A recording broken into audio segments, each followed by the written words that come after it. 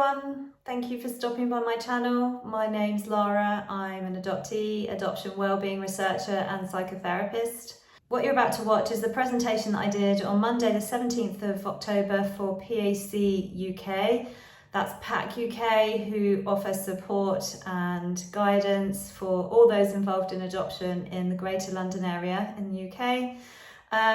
This week in the UK is National Adoption Week, which is quite challenging for many adoptees, but PAC do a brilliant job of making the day dedicated to voices of adopted people.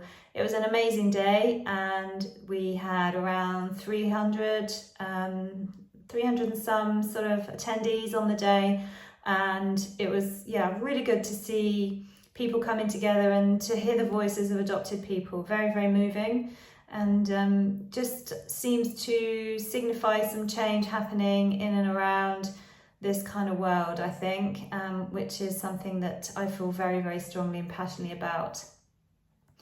The presentation is my findings on wellbeing in adults who are adopted as children. So I hope you find it of value. I'm quite new to YouTube, but I have recently discovered that around 70% of the viewers are not subscribed to my channel, which for me is absolutely fine in one way, but apparently that if you subscribe, then this knowledge gets sent out there much more rapidly. And the whole point of the work that I do is to spread the message around the struggles of adoptees with their mental health and our adjustment in life. And so apparently if you like and subscribe, this message will be received much quicker. So if you wouldn't mind doing that, and if you think this channel's worth doing that, then please do like and subscribe. So up next, the video. Okay. It would be amazing to think that at some point that we could have a national or even a global adoptee week, but Voices of Adopted People Day is an amazing start, and I'm super proud and happy to be a part of it. I'm going to be talking about the findings of my research today, which looked at well-being in adults who were adopted as babies or infants. But before I do that, I did just want to say a little bit about me, just so that you know who is addressing you. My name's Lara. I was adopted in 1970 here in the UK, just after birth, at 9 days old actually, to be more precise, by private adoption. And my parents were unsuspecting victims, and I use the word victims, of the blank slate theory, which, if you are not aware what that is the idea that a pre-verbal or very young child who comes to you has, with no memory of their experiences, conscious memory of their experiences, is a blank slate, and that you can imprint yourself and your life and your family on that child with no problem whatsoever, and that there's no reason to think that that child should have any issues or problems going forward. Of course, we now know that's very much not the case. My own parents unexpectedly, a few years later, went on to have their own child, and so that set up a particular dynamic within the family and within the household. On Saturday just gone, I gave a talk at the How to Be Adopted retreat day. I volunteer for How to Be Adopted, and they're a not-for-profit organisation supporting adoptees in and around the London area and online. And I gave a talk about this aspect of the ability that an adopted child has to respond in the same way to the parents as a biological child, and some of the struggles that we might have. And so for me, within my household, I was the adoptee, and then later my sister came along unexpectedly, and there were absolutely struggles within the family. The family dynamic was quite tricky, in particular the relationship between myself and my parents. And I don't think my mother would mind me saying, because it's been acknowledged many, many times over the years, in particular between myself and my mum. But there was lots of confusion, hurt and pain on their part, and also lots of confusion, hurt and pain on my part. Essentially, none of us understood the other. This whole blank slate situation had just left them confused by my behaviours, my moods, my feelings, and it left me confused as well, because the narrative was not understanding of what my struggles might be. There was nothing offered towards me that was in any way understanding in that regard. I went on to experience frequent bouts of low mood, attachment problems, which started with my relationship with them. I struggled to bond.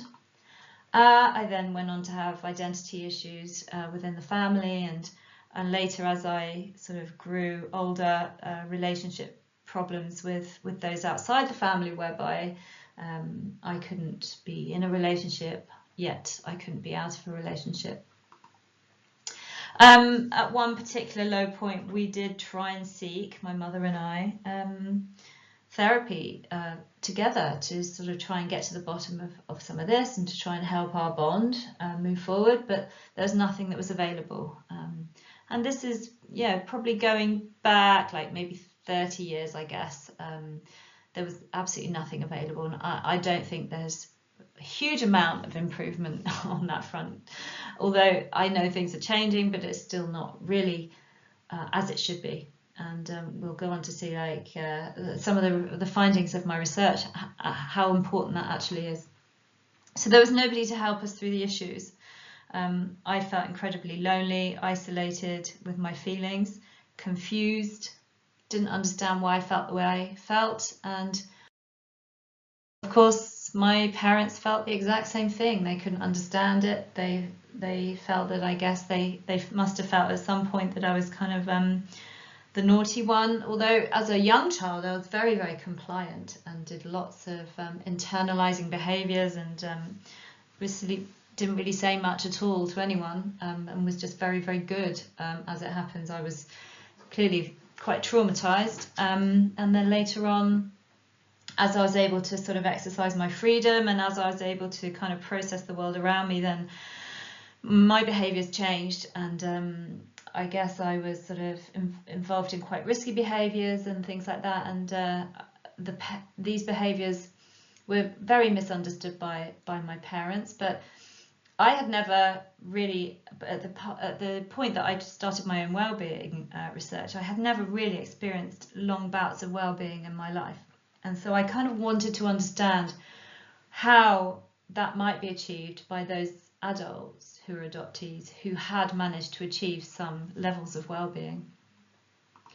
I also wanted to understand how we might sort of more generally increase awareness in the general public around some of this stuff, because the struggles of adoptees are sadly still little known, and it's really important in my view that they're better known, because those struggles are very real, and they are often happening inside the individual in a very sort of internal way that can result in loneliness. It can result in the guilt that I spoke of on Saturday. It can result in all sorts of bad emotions, and then to have to sort of justify why you feel a particular way because you've been adopted, when actually the world at large expects you to be happy and grateful, is something that I think should be changed.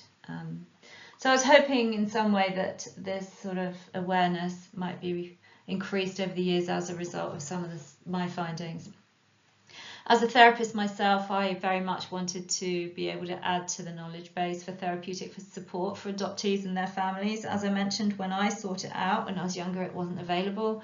And today, I think there are many more counsellors and therapists who are aware. I actually do have a list if anyone would like to find out who they might be able to approach for therapeutic support, and obviously PAC provide that in and around the London area, and some services in the north of England as well.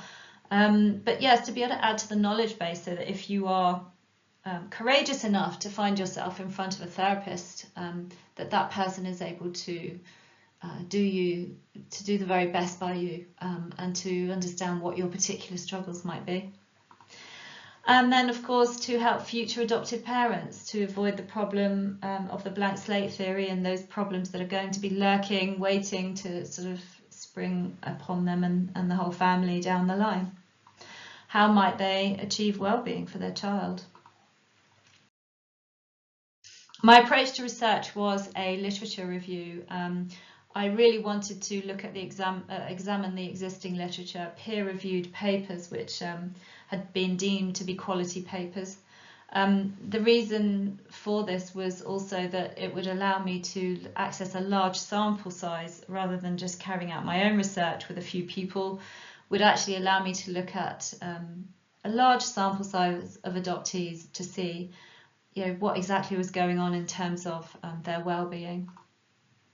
The studies I looked at were a mixture of longitudinal, which means spanning over time, studies consisting of qualitative, so that would be the personal accounts of the adoptees, and also quantitative, so questionnaires that they might have filled in. And I was looking at it through the sort of lens of a chap called Dina, who was leading researcher of subjective well-being, meaning that people were able to report for themselves what helps or detracts from their sense of well-being. And then, of course, because I'm an existential therapist, it means understanding how we experience ourselves in the world, the phenomenology of the individual, meaning just that, how we experience ourselves in the world in order to attain that well-being. So combining the three aspects of that of being adopted at a very young age, that of being an adult, and looking at how well-being might have been better achieved or what things contribute to the achievement of well-being through a self-report, sort of subjective lens, if you like. The sources that I looked at were seminal works, so those works that kind of were considered to be standout works for their time, and works that then sort of informed later research. Research papers that focused on adults, and it was really saddening actually to discover that there was a real lack of literature around that. Obviously not taking away from the importance of what it is to focus on research around young children who are about to go into adoption or already being adopted. But in order to change things going forward, we have to talk to the adults who are adopted, and I guess that's what today is about. But there were barely any studies from the UK, and that was quite sad.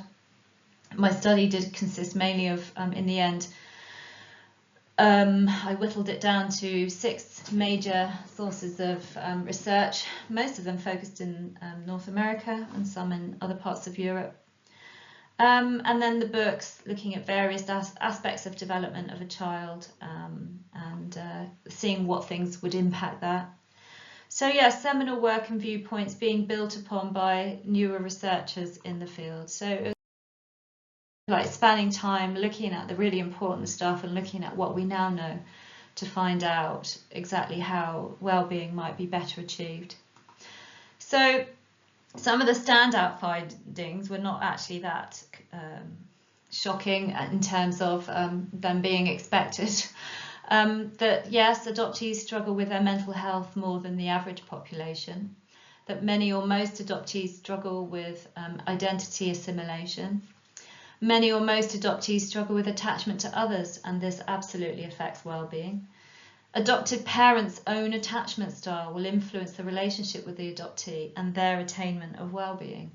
So this is something that I think has really not been considered that much, that if a parent who is about to adopt a child, and that child clearly comes with a bunch of needs, psychological needs, that if the parent is struggling with their own issues of insecurity and attachment issues, those can absolutely detrimentally affect the bond with the adoptee.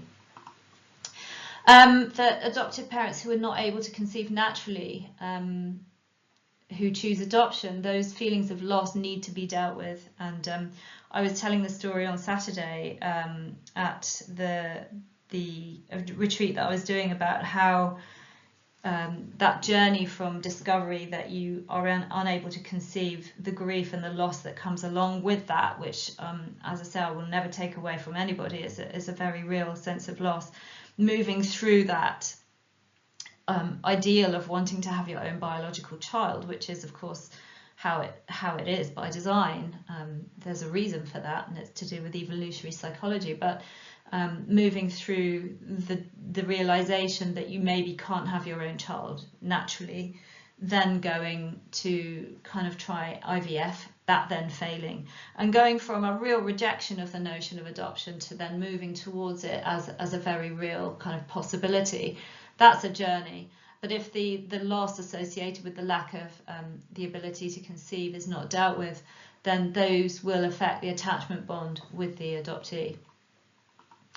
Adoptive parents who are ready and willing to work with issues of loss and trauma, identity and contact to help the adoptee to achieve better well-being.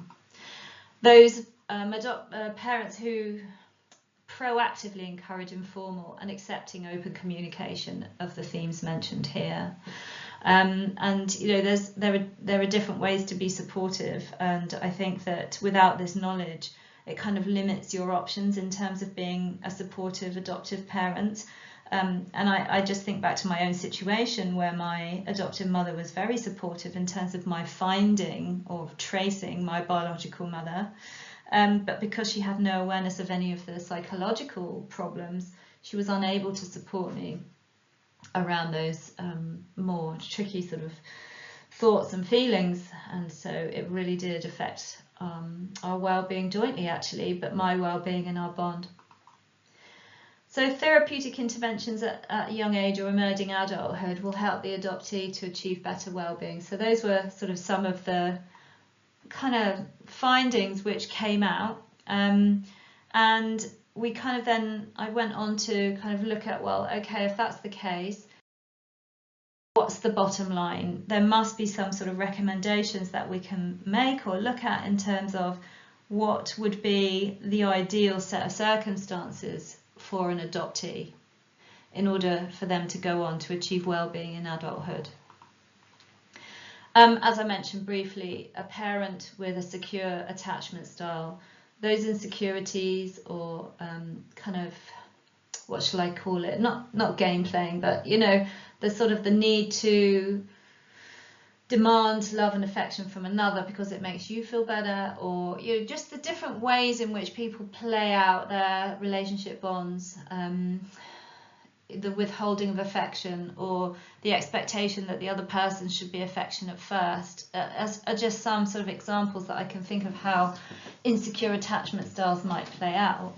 The secure attachment style, being very open with love and affection and being just authentic, I think is one aspect of how we might see a healthy attachment style. It requires a lot of work in many cases, and certainly a lot of self-awareness and an ability for an individual to work with any limiting beliefs that they have about themselves, and especially themselves as people and parents. An adoptive parent who has grieved for received intervention and overcome any ability to conceive naturally, because as I mentioned previously, for a woman, it's many women choose not to have children, so I'm not including that here, and that's absolutely people's own choice to make. But if you're a woman who wants or hoped or dreamed of having a child, to then discover that you can't is absolutely huge. And as I say, I would never take that away from any woman. But the grief surrounding that needs to be processed. Otherwise, it will very much so transfer itself to the adoptee in both conscious and unconscious ways. Ideally, an adoptive parent with the ability to mentalize the experience of their adopted child. So we all know that person who just gets us. You know, we all have somebody who we go, oh, well, they just kind of just understand me. Hopefully, most of us have somebody where that somebody is able to sort of understand what you're going through and to be able to kind of be able to sort of sympathise with that, or at least understand it. And if they can't do either of those, then maybe just at least accept what you're going through and not try and fight against it. And I think that if you are a parent who's looking to adopt and you have that ability to mentalise, then the net result of that is that your adopted child is going to feel much more accepted in their pain and their loss and their grief that they're experiencing. Number 4 is parents who are psychologically ready, prepared and willing to work with these issues, because they are lifelong issues in many cases. They're deep, they affect absolutely everything. They affect the outcomes of our lives, they affect outcomes of our relationships, and obviously the main message of this research is that it affects our well-being. That's the ultimate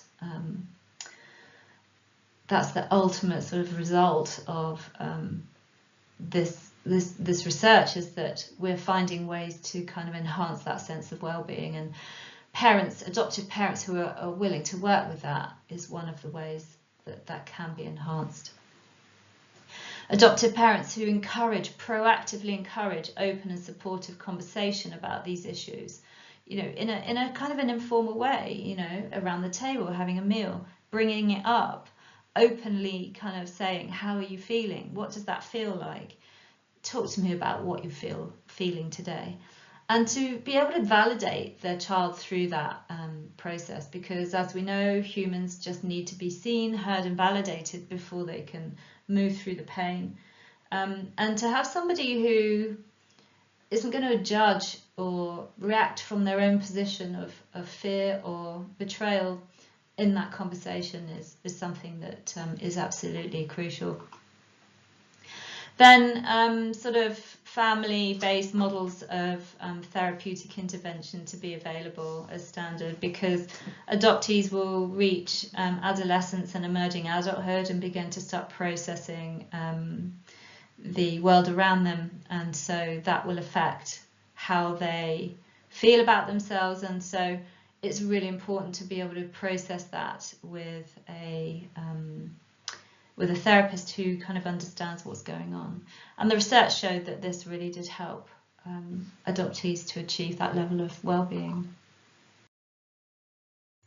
So what does all of this mean? Well, what all of this would mean for adoptees is a sense of validation. As I said, one of the things that I've discovered through many years of working with people is that we all just need to be seen, heard and validated. If we feel invalidated, then our pain is worsened, and we can end up feeling resentful, and we will find ways to deal with that pain, which unfortunately are not always healthy ways. So this would validate and enable an adoptee much better to be able to work through that. It would give us as individuals an opportunity to grieve and to understand ourselves better. I think if this was something that was more widely known, then we wouldn't have to fight for our position. We wouldn't have to explain why we feel the way that we feel. It would just be accepted that there are struggles, and then once that's happened, we then have that opportunity to grieve in a healthy way, and it will help us to understand why we do things differently or react differently to maybe those around us. And of course, to feel understood by others, which is so crucial. We all have a need to participate in the social world around us, and it can feel very lonely trying to participate in that world when nobody gets it. What does this all mean for adopting parents? Well, it's an opportunity to support their adopted children in their adjustment and later attainment of well-being, and this is, for me, this is really where the change can happen, isn't it? Is that adoptees of the future can be brought up in an environment that's understanding, will accept and expect certain struggles and triggers and difficulties, and I think the ability to support their children through that is absolutely huge in terms of the attainment for that child. it would give them the opportunity for a much closer relationship with the child. The bond wouldn't be quite so fragile, I think. I think that that child will feel accepted, seen and understood, and therefore the bond would be much stronger as a result, and that child would go on to achieve better levels of well-being. I think also, it's hard to accept that you may need to work on yourself.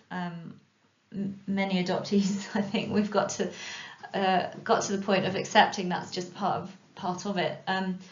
But for many others, adoptive parents may think, well, I wouldn't have to do any work on myself before I adopt a child.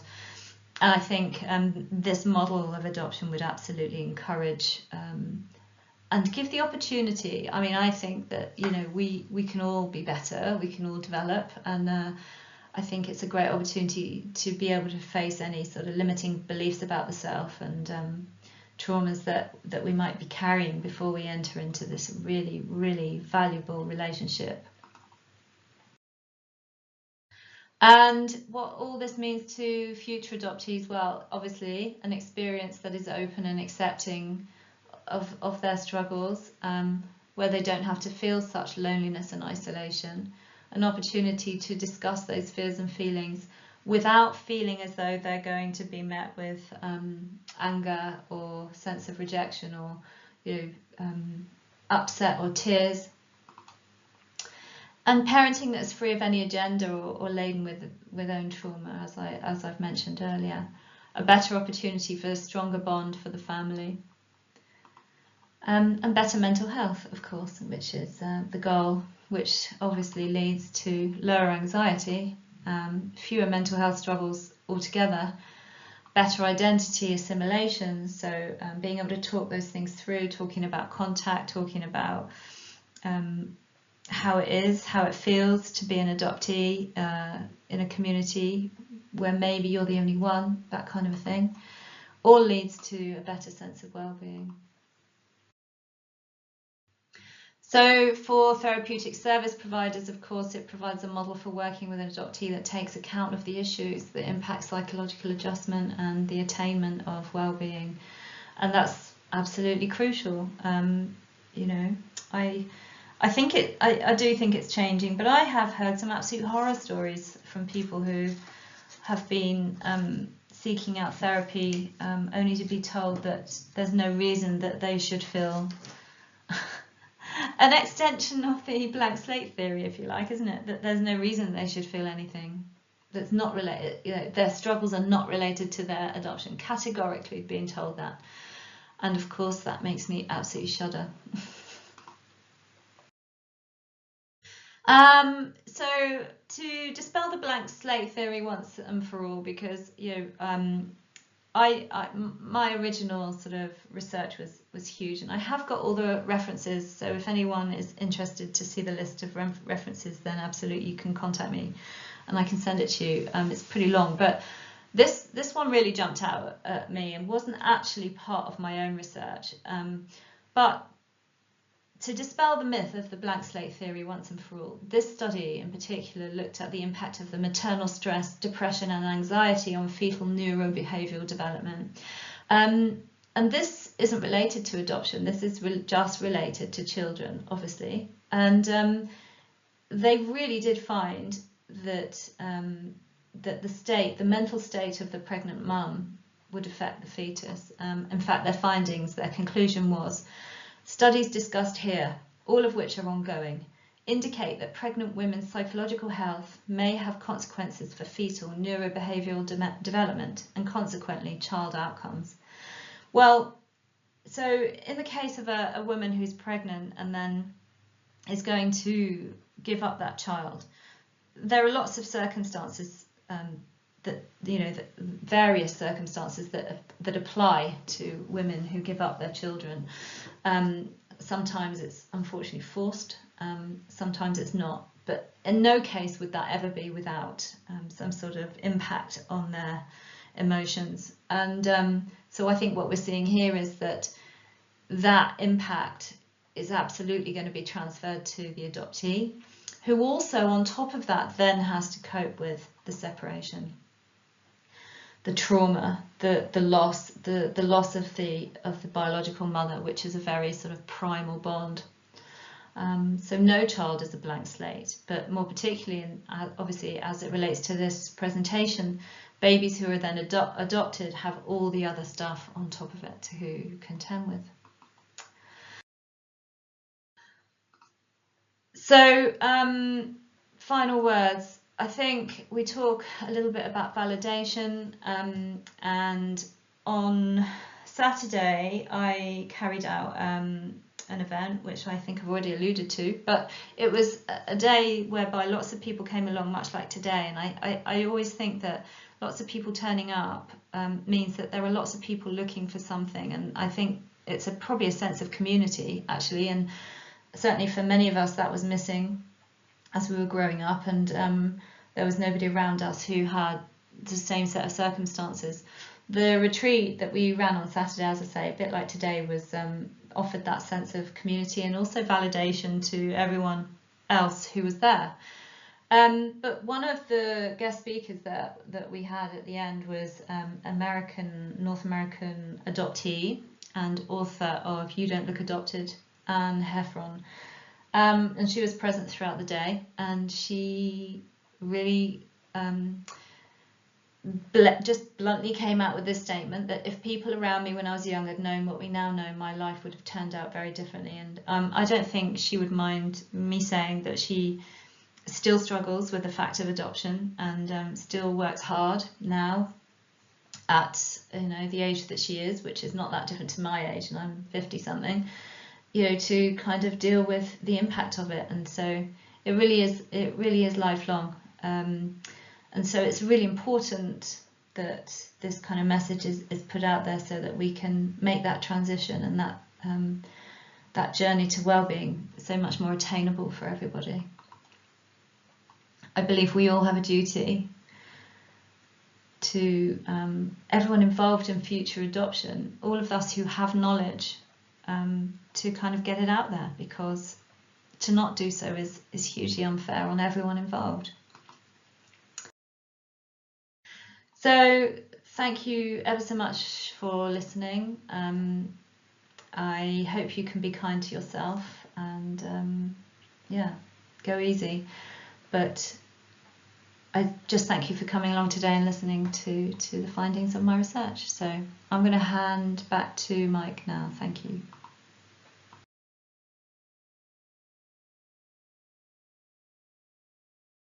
Thanks everyone, thanks for watching. I hope, as always, you found it useful, and I shall see you back here very soon.